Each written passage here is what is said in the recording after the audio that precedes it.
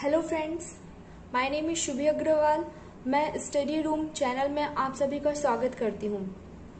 जैसा कि मैं डेली आपके साथ द हिंदू न्यूज़पेपर के एडिटोरियल के कुछ वोकेबलरी वर्ड्स लेके आती हूँ, आज भी मैं आपके साथ वही कुछ वर्ड्स लेके आई हूँ जिस पे हम बात करेंगे। फर्स्ट वर्ड है फोरबियरेंस, FORBEARANCE। अगर किसी भी वर्ड के लास्ट में ANCE होता है तो वो ज्यादातर नाउन होता है।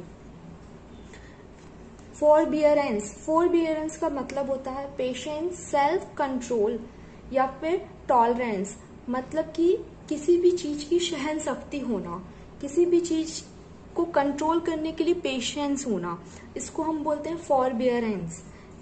फिर दूसरा वर्ड है सैल्वेज, SALVAGE।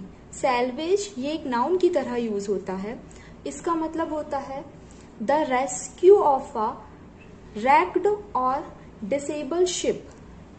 अब इसका क्या मतलब होता है, मतलब कि किसी ऐसी चीज को जिसकी क्षति होने वाली है उसको क्षति होने से बचा लेना।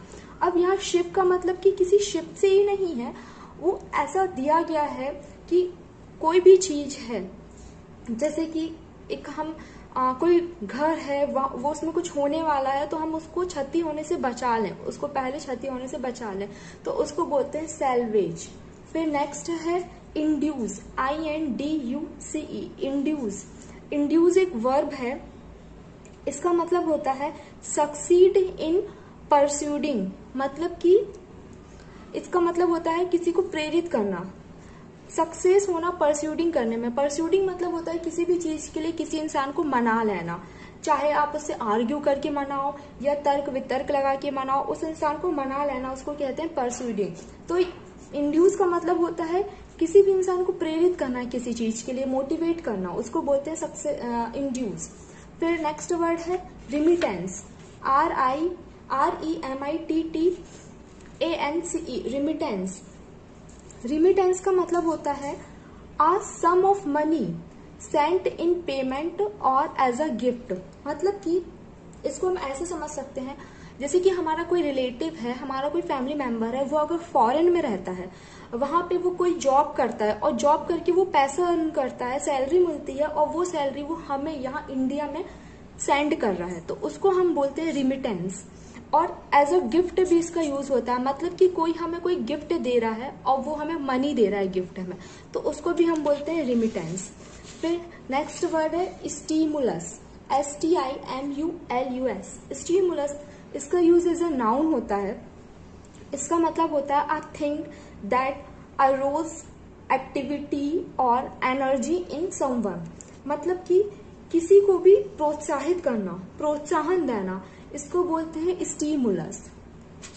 फिर नेक्स्ट वर्ड है explicit, EXPLICIT, explicit is a adjective. इसका मतलब होता है state clearly and in detail, leaving no room for confusion, मतलब कि किसी भी बात को बिल्कुल क्लियर, स्पष्ट और डिटेल में कहना, इसको कहते हैं एक्सप्लिसिट। और ये जो लिखा हुआ है leaving no room for confusion, ये ईडियम्स है। अब इसका मतलब ये नहीं है कि रूम से रिलेटेड है, इसका मतलब ये है कि कोई भी कंफ्यूजन नहीं छोड़ना। फिर नेक्स्ट वर्ड है हमारे सामने ग्रिम, GRIM, ग्रिम। ग्रिम एक एडजेक्टिव है, इसका यूज होता है वेरी सीरियस और ग्लोमी, मतलब कि कोई भी जगह है, स्पेशली ऑफ अ प्लेस, कोई भी ऐसी जगह है जो कि बहुत ही सीरियस है और अनअट्रैक्टिव है, जिसको देख के इंसान दुखी होता है, उसको बोलते हैं ग्रिम।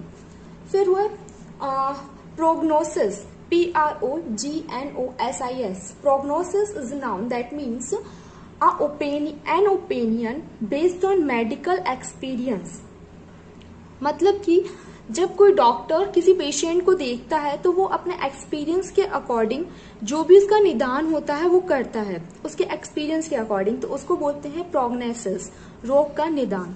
फिर है नेक्स्ट वर्ड है स्क्रोन, SCRON, स्क्रोन इज अ वर्ब। इसका यूज होता है, इसका मतलब होता है फील और एक्सप्रेस कंटेम्प्ट। अब कंटेम्प्ट मतलब क्या होता है, कंटेम्प्ट ठीक है। तो इसका मतलब हुआ किसी को भी अपमानित करना, मतलब एक्सप्रेस मतलब कि किसी चीज को दिखाना। तो किसी इंसान को अपमानित करना, इसको बोलते हैं स्क्रोन। फिर है next word rain, REIN, rain is a verb. ये एक वर्ब है, इसका यूज वर्ब की तरह होता है। इसका मतलब होता है कीप अंडर कंट्रोल, किसी भी चीज को अपने कंट्रोल में करके रखना, उस पर अंकुश बना के रखना, उसको बोलते हैं रेन। फिर नेक्स्ट वर्ड है hello, HAIL, hello. Hell is a verb, इसका यूज भी एक वर्ब की तरह होता है। इसका मतलब होता है प्रेज समवन और समथिंग एंथुसियास्टिकली, मतलब कि किसी भी चीज के लिए प्रेस करना, उसको प्रोत्साहित करना, उसको बोलते हैं हेल। जैसे कि गवर्नमेंट ने कोई स्कीम निकाली, उसको लेके उसकी तारीफ करना, उसको बोलते हैं हेल। फिर नेक्स्ट वर्ड है brew, BREW, brew is a verb.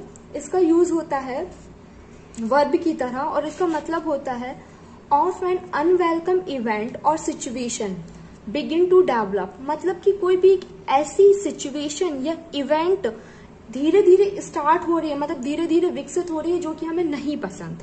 Of N unwelcome event और सिचुएशन बिगिन टू डेवलप, ऐसे सिचुएशन पैदा होना जो कि हमें नहीं पसंद।